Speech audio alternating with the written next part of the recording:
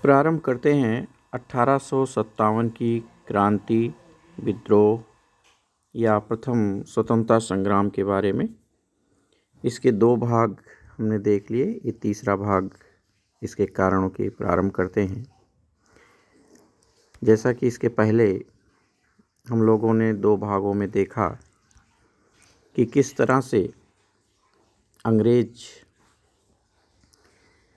भारतीयों के खिलाफ कार्य कर रहे थे, चाहे वो हमारे बादशाह रहे हों, छोटे सामंत रहे हों, छोटे राज्य रहे हों, चाहे उनके प्रशासनिक सुधारों के माध्यम से गरीब जनता रही हो, सामान्य जनता रही हो, परेशान की गई। भूमि प्रबंधन के नाम पर किसानों को परेशान किया गया, अधिक से अधिक कर वसूले गए, सामाजिक रूप से अपमानित किया गया, पश्चिमीकरण किया गया, ईसाईयत का प्रचार किया गया, जबरन धर्म प्रचार, होटलों में लिख देना कि ये कुत्तों और भारतीयों के लिए वर्जित है। ईसाई धर्म के प्रचार के लिए बाकायदे एक्ट बना देना, वहाँ से संसद में इस तरह की बातें करना कि सब ईसाई बनाना है हमें, मूर्ति पूजा का उपहास करना, हिंदू मुस्लिम संप्रदाय के धार्मिक क्रियाकलापों का मजाक उड़ाना, यह सब विद्रोह के कारण बनते जा रहे थे। आर्थिक रूप से देखें तो कृषि का विनाश किया, उद्योग व्यापार का विनाश किया, स्थायी बंदोबस्त, रैयतवाड़ी, महालवाड़ी व्यवस्था, सब केवल टैक्स वसूलने के, अधिक से अधिक वसूलने के, कोई छूटने न पाए, टैक्स देने से बचने न पाए, इसी के लिए ये व्यवस्था थी। बेरोजगारी बढ़ती गई, उद्योग धंधे नष्ट होते गए। अब हम बात करते हैं आगे सैनिक कारण की, सेना से संबद्ध। भारत की सेना हमेशा से आन बान शान वाली रही है, कभी पीछे मुड़ के न देखने वाली रही है, कभी भी अपने से आगे खड़े दुश्मन के सामने झुकने न वाली, कभी न झुकने वाली सेना रही है। फिर भी अंग्रेज इन्हें तरह तरह से अपमानित करते थे। इनकी विशेषता ही थी इस तरह की कि जो भारतीय सैनिकों को ये रख भी रहे थे ईस्ट इंडिया कंपनी में, और इसके बाद बेइज्जत भी कर रहे थे। जब लॉर्ड वेलेस्ली ने सहायक संधि की तो उसके बाद भारतीय सैनिकों का ईस्ट इंडिया कंपनी में भर्ती होना तेजी से प्रारंभ हुआ।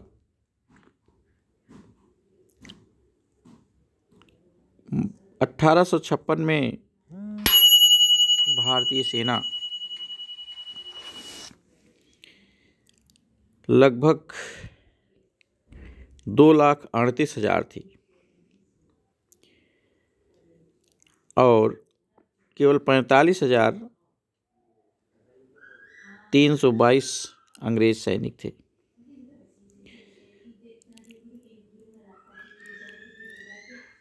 थोड़े बहुत और अंग्रेज सैनिक थे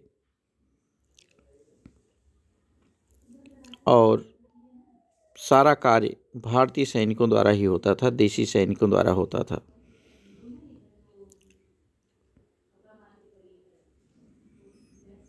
कुछ ऐसे क्षेत्र जरूर थे जहां पर केवल देशी सैनिक ही थे और अंग्रेज सैनिक नहीं के बराबर थे। अधिकांश जो अंग्रेज सैनिक अधिकारियों को सीमांत प्रदेशों और नए राज्यों में, जिसे डलहौजी ने मिला लिया था या और लोगों ने मिलाया था, उन्हें प्रशासनिक और सैनिक पदों पर भेज दिए गए थे।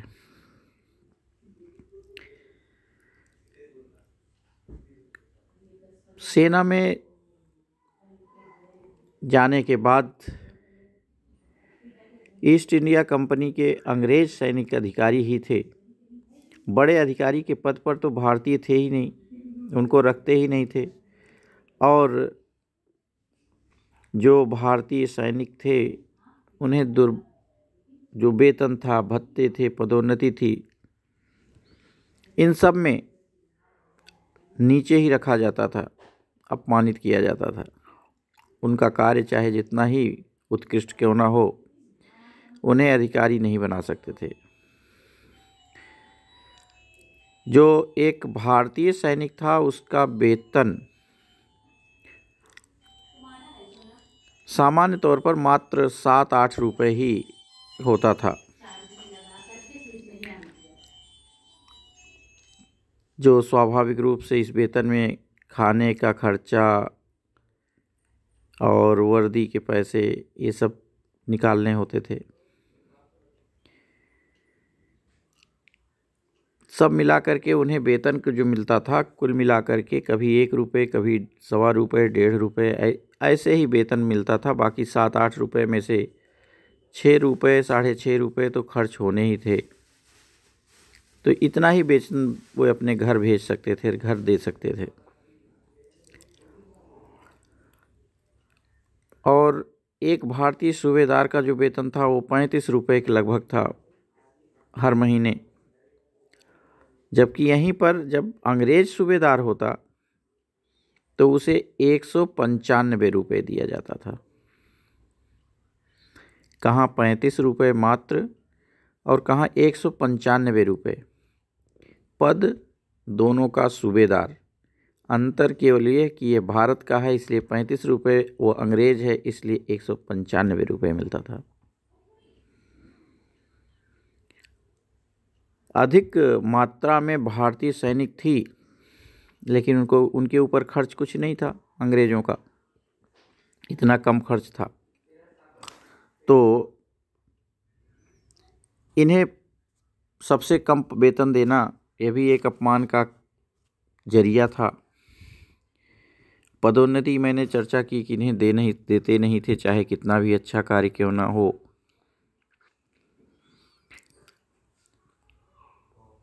वे पदोन्नति केवल अंग्रेजों को ही देते थे। ये पूरा जो चाल था अंग्रेजों का, इससे भारतीय सैनिक नाराज हो रहे थे। ऐसा नहीं है कि 1857 में ही भारतीय सैनिकों ने अपनी नाराज़गी दर्ज कराई और क्रांति लिया।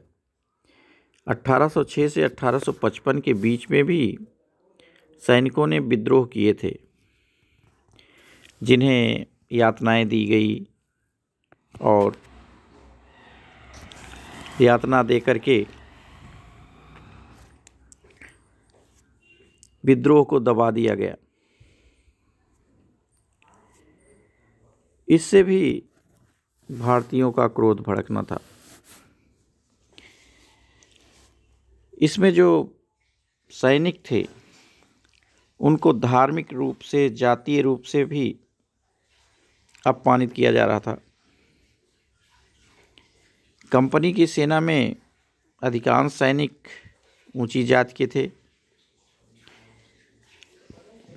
ब्राह्मण, राजपूत, जाट, पठान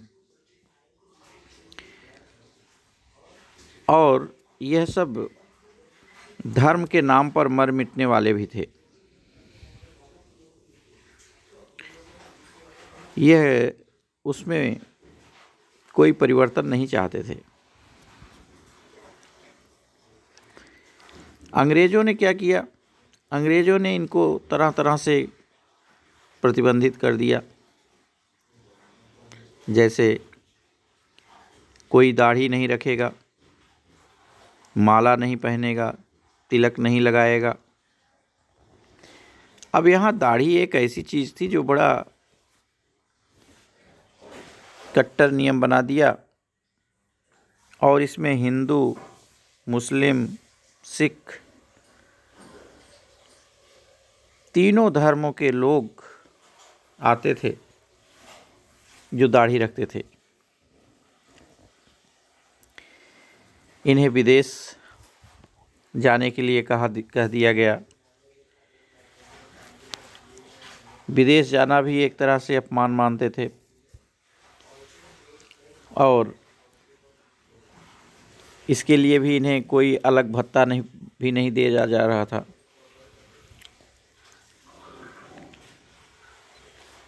कैनिंग ने कह दिया कि नहीं, अब ये तो जाना ही पड़ेगा, कहीं भी विदेश में जाना हो चाहे जहाँ जाना हो, अब ये तो लिख के देना पड़ेगा। इसके अलावा कहा कि विदेशों में सेवा के लिए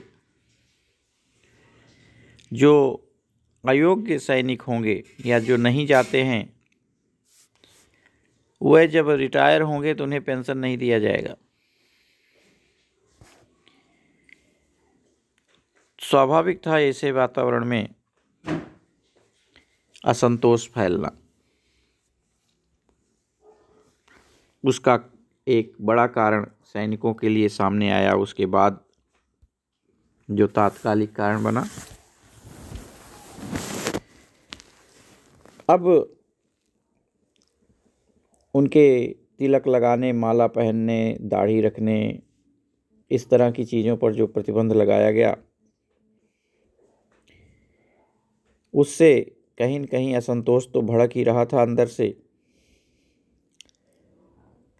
यह भारतीय सैनिक समझने लगे थे कि ये हमारे धर्म, रीति रिवाज, परंपरा, संस्कार सबको नष्ट करना चाहते हैं। ऐसे में एनफील्ड राइफल एक नई राइफल बन के आई, नए तरह की राइफल। इसमें एक विशेष रूप से अलग तरह के कारतूस का प्रयोग किया जाने लगा, जिसमें चिकना करने के लिए, उसकी चिकनाई बढ़ाने के लिए कारतूस की गाय और सूअर की चर्बी का प्रयोग करने लगे। और जो कारतूस को राइफल में डालने से पहले उस कारतूस के मुंह को, उसकी जो टोपी होती थी ऊपर, उसे मुंह से ही काटना होता था। मुंह से ही काट के फेंको और इसके बाद उसको, कारतूस को राइफल के अंदर डालो। जब यह चर्बी वाला कारतूस चालू हुआ तो सबको इसको लेकर के नफ़रत पैदा हुई। गाय जो हमारे हिंदुओं के लिए विशेष पूज्य है, उसकी चर्बी मुंह में जाना, और दूसरी तरफ सूअर जो मुसलमानों के लिए अपवित्र है, वह मुंह में जाना, ये दोनों समुदायों के लिए क्रोध का कारण बना, विद्रोह का कारण बना। यह घटना धीरे धीरे फैलती है। अब जब यह घटना बढ़ती है तो एक बार दमदम छावनी में एक ब्राह्मण सैनिक था जो पानी लोटे में लिए हुए जा रहा था। एक खलासी ने उससे लोटे का पानी पीने के लिए मांगा। ब्राह्मण ने कहा, मैं तुझे नहीं दे सकता, क्योंकि उस समय अनटचेबिलिटी वाली बात थी जो बहुत ज़्यादा थी, छुआछूत। तो उसने कहा कि हमारा धर्म नष्ट होगा, इसलिए हम तुम्हें नहीं पिला सकते।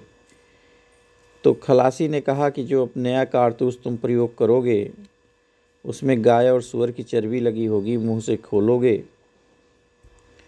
और हमें पानी नहीं पिला सकते।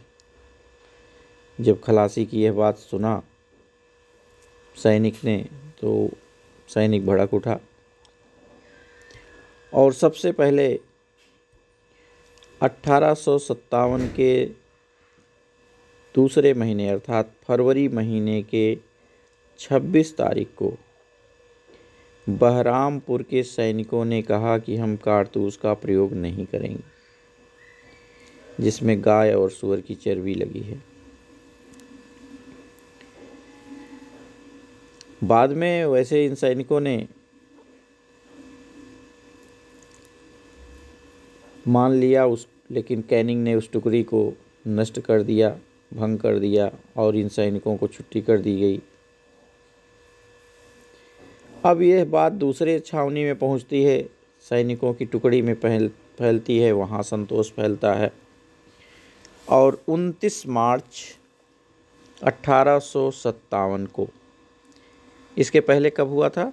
26 फरवरी 1857, 1 महीने 3 दिन बाद, 1 महीने 3 दिन बाद 26 फरवरी 1857 और 29 मार्च 1857, 1 महीने 3 दिन बाद मंगल पांडे नामक एक सैनिक ने सबसे पहले अंग्रेज़ों के खिलाफ विद्रोह का झंडा फहरा दिया और अपने अंग्रेज अधिकारी पर गोली चला दी।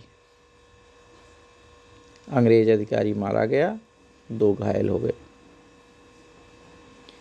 मंगल पांडे को बंदी बना लिया गया, उसे मौत की सज़ा दे दी गई।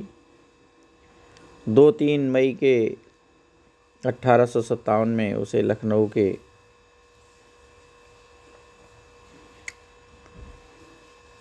एक अवध रेजिमेंट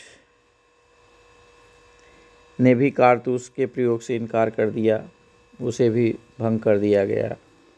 फिर मेरठ पहुंचती है और आगे आगे चलती है और ये 10 मई तक पहुंचते पहुंचते विद्रोह की ज्वाला सैनिकों में काफ़ी फैल जाती है और विद्रोह फैल जाता है।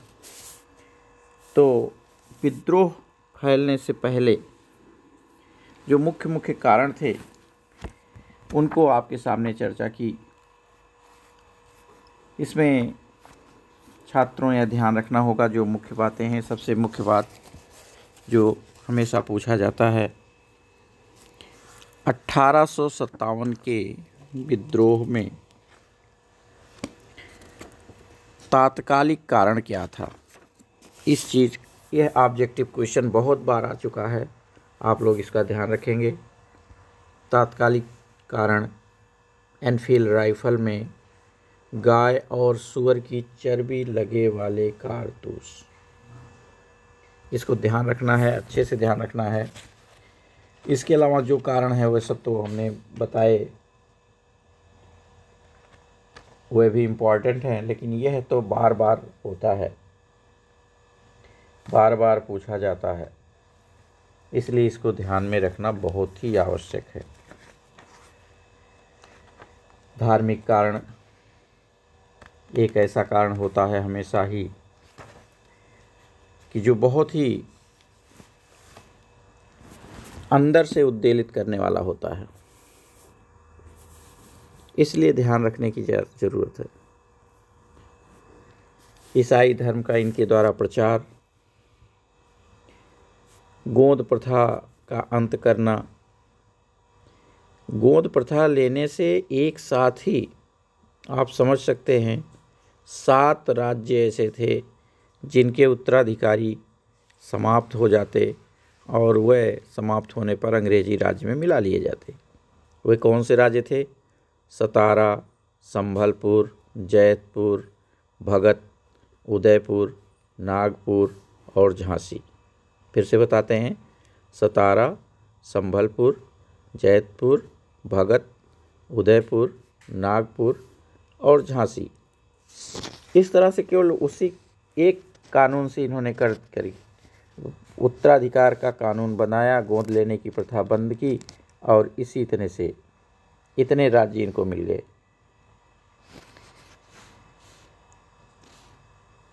उसी समय जब डलहौजी था तो बॉम्बे के एक समाचार पत्र ने लिखा था कि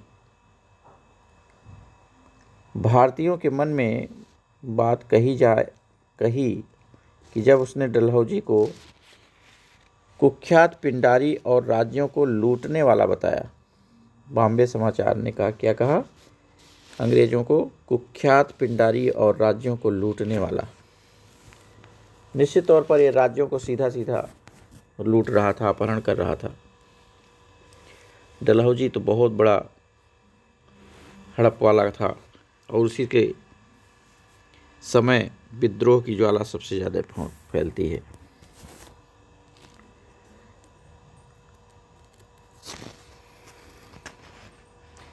और भी जो भी तरीके दिखाई देते हैं, वह जिन भी तरीके से चाहा राज्यों को अपने कब्जे में लिया। जो मैंने और सब बताया वह सब भी कारण इनमें काम आते रहेंगे। उनकी व्याख्या बहुत अधिक नहीं की जा सकती, वीडियो की अपनी सीमा होती है। आज हम इसे यहीं पर समाप्त करना चाहेंगे। अगले वीडियो में हम 1857 के विद्रोह के बारे में और जानकारियाँ लेंगे। तब तक के लिए यहीं समाप्त करते हैं। धन्यवाद। Thank you.